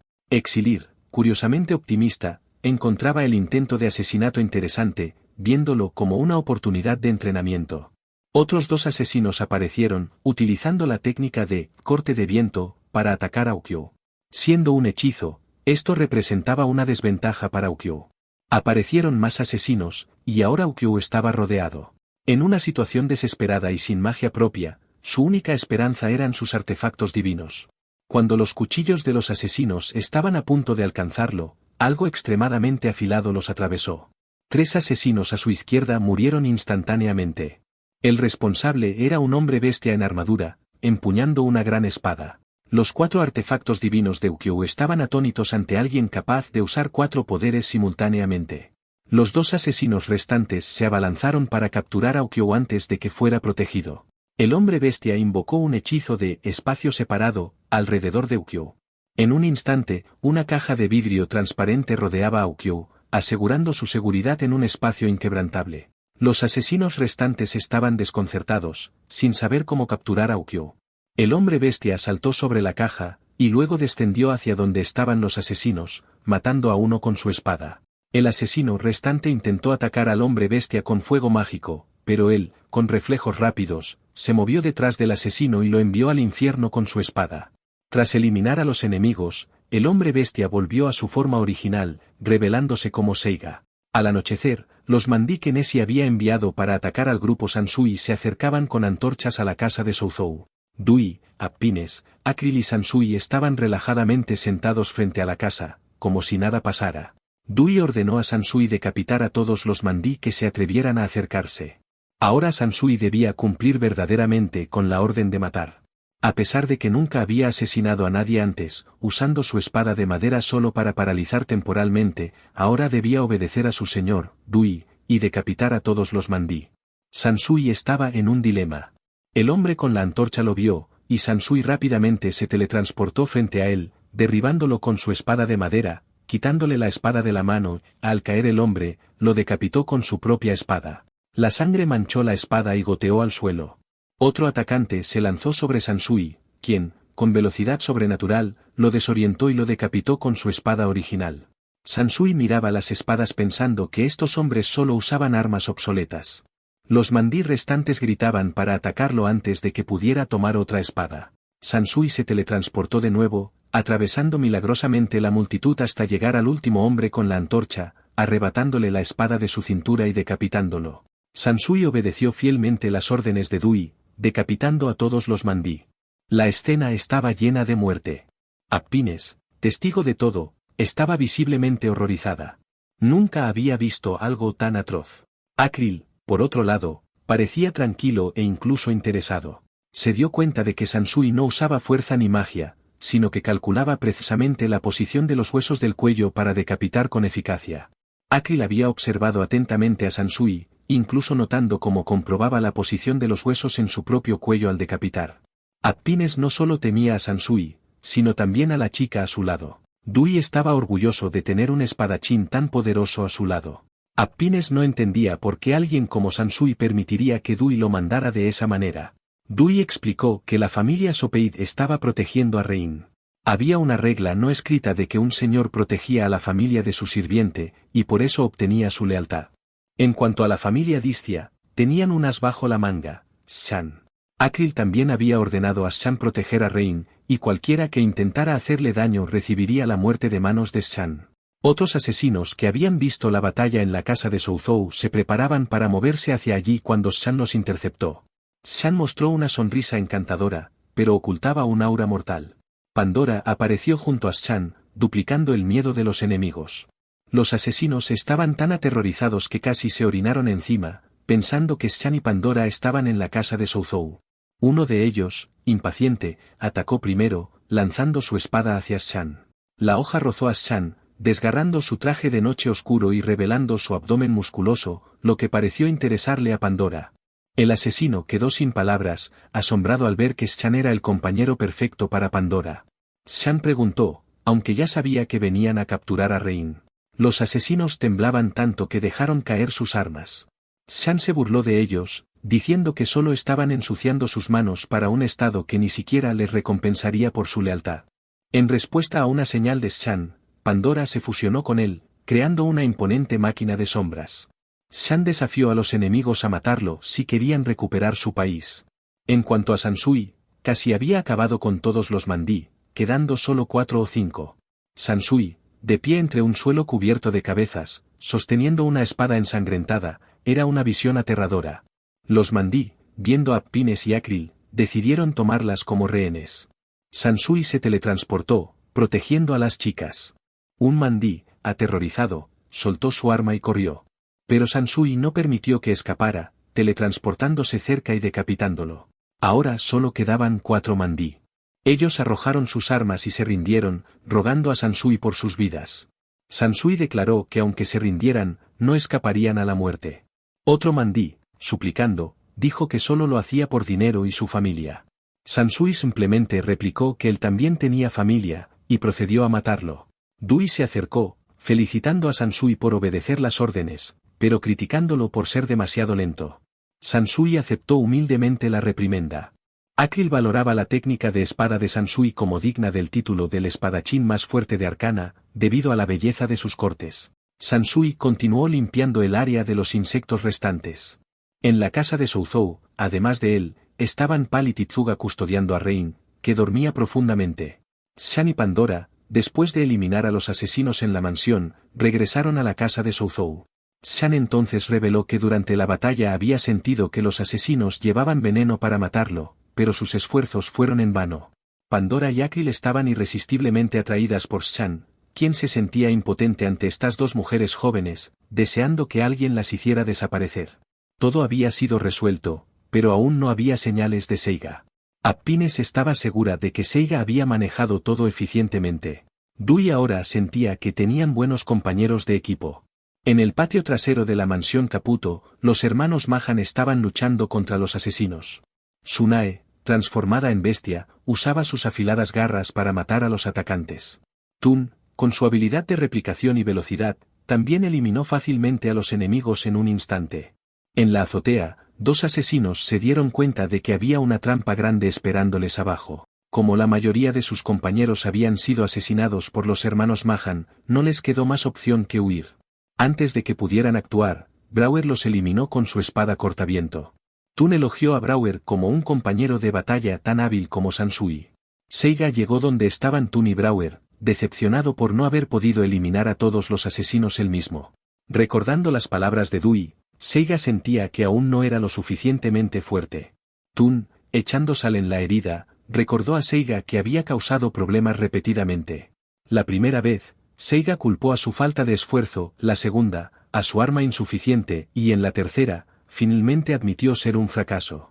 Tun afirmó que Dui tenía razón en criticar a Seiga y que no tenía motivos para quejarse. Sin embargo, Tun también señaló las cualidades de Seiga. Seiga había cumplido su misión y salvado el futuro del país, por lo que no había razón para que se torturara a sí mismo. Tsunae y Brouwer estuvieron de acuerdo con Tun, y ambas chicas incluso sintieron que la actuación de Seiga esa noche había sido impresionante. El grupo de futuros líderes del país había completado su tarea. Ahora, solo necesitaban confiar en el rey y los líderes de los clanes. Posteriormente, Nessie fue capturado por el ejército real de Arcana. A la mañana siguiente, Sansui y los herederos de las 4 familias, junto con los hermanos Tun y Tsunae de Mahan, fueron convocados ante el rey. Nessie fue atado y obligado a arrodillarse frente al rey. El rey regañó a Nessie por ser un incompetente que se había disparado en el pie al intentar asesinar a Ukyo en la mansión Caputo. Nessie negó haber enviado a los asesinos. El rey sonrió con desdén, ya que había colaborado con los líderes de los clanes para atrapar astutamente a Nessie en su propia trampa. Ahora, Nessie era como un ratón sucio, con todos sus crímenes expuestos. Para enmendar el intento de asesinato, el rey anunció que extraditaría a los nobles que habían huido del reino y redistribuiría sus propiedades. El rey también quería saber qué pensaba Ukyo ante la evidencia de la confianza de Arcana. Ukyo expresó su gratitud por la propuesta del rey Arcana y no pudo estar más de acuerdo. Sin embargo, Ukyo quería saber en qué se beneficiaría Arcana de esto. Necesitaba una explicación antes de aceptar el acuerdo. El rey sonrió, diciendo que Arcana solo estaba probando a Ukyo. Los líderes de los clanes asintieron. El rey comentó que Ukyo no era malintencionado como Nessie, ni estúpido como él, y que Ukyo sabía cómo manejar las cosas adecuadamente. Si Ukyo aceptaba la propuesta sin dudar, caería en la trampa de Arcana.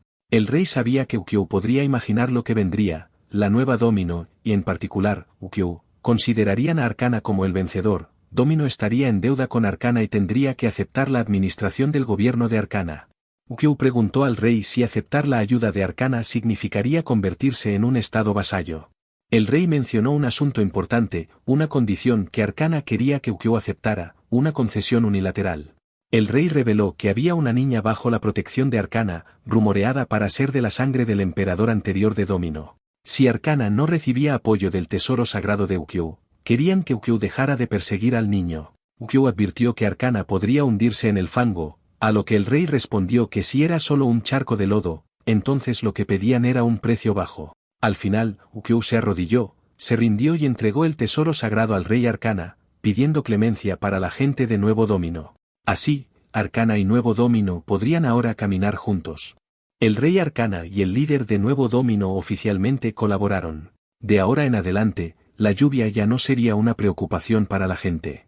Para agilizar las cosas, el rey deseaba enviar a su hija, la princesa Estendo, a Ukyo como representante de Arcana, esperando que Ukyo tratara bien a Estendo en todo momento. Ukyo cortésmente estrechó la mano de Estendo, mostrando el espíritu de amistad entre las dos naciones. Akril se dio cuenta de la estrategia futura de la familia real, planeando convertir a su hija, la princesa Estendo, en la próxima heredera de Domino. Nessie, incapaz de aceptarlo, consideró todo un chiste. No creía que Ukyo pudiera gobernar Domino sin el apoyo de nobles como él. En ese momento, Nessie se reveló como el verdadero bufón con sus pensamientos absurdos. El líder del clan Distia permitió que Shan hablara. Shan declaró que Nessie no tenía nada que ofrecer al rey más que discusiones inútiles. Si la gente de Domino tuviera permiso para desestimar las palabras de Nessie, Shan estaba seguro de que estarían de acuerdo. El rey no tuvo más remedio que apoyar a Shan, y luego ordenó que los soldados se llevaran a Nessie. El parásito había sido oficialmente expulsado. Sansui se arrodilló ante el rey, expresando su gratitud por todo lo que había hecho. El rey se acercó a Zouzou y explicó que Arcana había logrado un acuerdo de paz porque no tuvo que sufrir bajas. Zouzou había jugado un papel importante en la defensa de la ciudad de Caputo. Además, el rey elogió a Shan y Seiga por desempeñar bien sus roles. Seiga, sin embargo, pensaba que el elogio del rey para él era solo por cortesía y no se comparaba con Sansui. Seiga realmente pensaba demasiado. Ungaikyo y Bahar preguntaron a Sansui si realmente era discípulo de Suiboku. Sansui admitió que sí lo era. Las dos chicas de repente dijeron que Sansui debería morir, sin poder creer que Suiboku realmente había tomado un discípulo. La reacción de Ungaikyo y Bahar fue más intensa que la de cualquier otro, incluso querían que Pandora actuara contra Sansui. Ukyo, al oír por primera vez el nombre de Suiboku, no pudo evitar sentir curiosidad. Exilir y los otros 4 artefactos divinos conocían a Suiboku, ya que él había sido el dueño de Exaxe. Según Dasinslave, el poder de Suiboku era comparable al de los dioses. Si Suiboku se enfadara, los reinos de Arcana y Domino no serían más que nombres en la historia. Ukyo quería asumir la responsabilidad de reparar las consecuencias en el profundo hoyo donde los soldados habían muerto debido a su decisión impulsiva. El rey aún no había presenciado el poder de Zouzou y estaba curioso. Con permiso de Palit, Zouzou creó una bola de fuego del tamaño que había hecho antes y la lanzó al cielo. Parecía que la bola de fuego de Zouzou había golpeado una nave, haciéndola caer en el área del hoyo. De la nave cayeron una mujer y un niño. La mujer era la octava Santa Keisou Danua, y el niño, Akobune Noa. Danua, al ver a Exaxe, le reprendió por aliarse con algún bestia para atacarlos. Noa lloró, diciendo que todo debía ser obra de Suiboku. Sansui no entendía qué había hecho Suiboku en el pasado para que todos quisieran matarlo. Exilir explicó que todo había sido un accidente y no culpa de Suiboku. Zouzou se disculpó, afortunadamente sin daños a personas, de lo contrario, habría lamentado toda su vida. Danua y Noa se sorprendieron al ver que todos los personajes importantes estaban reunidos en la ciudad de Caputo. El rey también reconoció a Danua y Noa, quienes eran proveedores de alimentos para Arcana, viajando en una nave voladora. Exilir expresó que la tierra, refiriéndose a Domino, sufría de hambruna, por lo que aprovechando la presencia de los grandes proveedores, pidió ayuda para ellos. Dasinslave, Bahar y Ungaikyo se sentían tan avergonzados que querían esconderse en un hoyo. Danua aceptó de inmediato ayudar a Domino. Así, el reino de Arcana ahora estaba bajo la influencia de los 8 santos. Danua, con el poder de producir alimentos, se enfocaría en Domino. Noa se quedaría con la casa Caputo. Sansui se sorprendió al saber que Arcana tenía a todos los miembros de los 8 santos. Sin embargo, esto no afectaría el acuerdo de paz entre las naciones. Sansui también había aprendido algo más sobre el pasado de Suiboku. Brauer llevó a Rain para reunirla con Sansui, y la niña estaba feliz porque finalmente todo había terminado bien. La guerra había concluido pacíficamente, y la mayoría de las personas con poder para gobernar el país habían regresado a sus hogares. En el carruaje, Pandora, bostezando, expresó su incredulidad de que tanto Noa como Danua estuvieran en Arcana. Comenzó a quejarse de que, aunque ambos eran solo herramientas, disfrutaban de la libertad de moverse libremente sin estar atados a ningún gobierno. Akril consideró que tener a todos los santos bajo un mismo techo era algo inusual. Shan opinó que esto era un presagio de algo malo por venir.